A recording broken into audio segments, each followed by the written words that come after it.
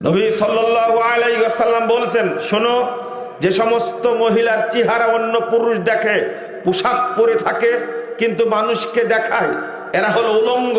মনে রেখো, ইলআনুহুন্না, তোমরা এদের উপরে অভিশাপ দাও।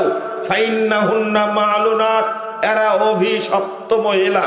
এদের উপরে আল্লাহ অভিশাপ দেন, এদের উপরে ফেরেশতারা লানত দেন, এদের উপরে সারা পৃথিবীর সৎ বান্দাদের অভিশাপ, সৎ বান্দাদের লানত, আল্লাহ লানত। আপনি এবার বলেন, যে মহিলার উপরে আল্লাহ লানত করেন সেই মহিলার মধ্যে কি বরকত থাকতে পারে? না, কোনো বরকত নাই। কিন্তু আপনাকে প্রশ্ন করলে রাগ করবেন, আপনি আপনার মেয়েটাকে এমন স্কুলে পড়াচ্ছেন, ও ক্লাস 9-এ পড়ে, এখন ক্লাস 10-এ পড়ে, ও প্রাইভেট টিচারকে প্রাইভেট পড়াতে দিয়েছেন তাকে। এই মহিলাকে, এই মেয়েটাকে সারাদিন দেখে টিচারেরা, আস্তাগফিরুল্লাহ, নাউজুবিল্লাহ, ও আগে থেকে অভিশপ্ত হয়ে গেছে। এই মেয়ের দ্বারা কোনো সমাজে, পরিবারে কোনো উপকার হবে না। এরাই জন্ম দিবে আমেরিকার খাটাস, এতে কোনো সন্দেহ নাই। আর আপনার বিবেককে প্রশ্ন করেন একটু, যাদের কাছে পড়াতে দিয়েছেন, যাদের কাছে পড়াতে দিয়েছেন, এরা অধিকাংশই বেনামাজি। এরা প্রায় দাঁড়ায় পেশাব করে, না?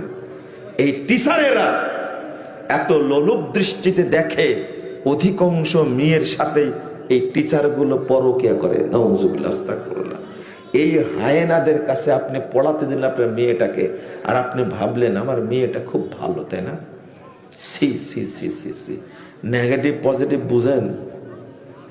হ্যাঁ, সি সি সি, নাউজুবিল্লাহ, আস্তাগফিরুল্লাহ। এটা এত নিশ্চয়তা আপনাকে কে দিল?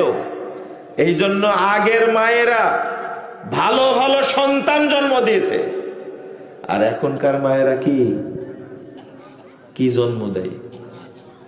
এই দোষ 1 নম্বর হলো মা, 2 নম্বর হলো কি? বাবা।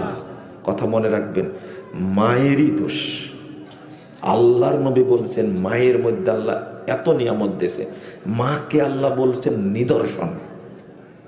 ইমাম ইবনে তাইমিয়ার মা আহমদ ইবনে তাইমিয়াকে জন্ম দিল কেমনে?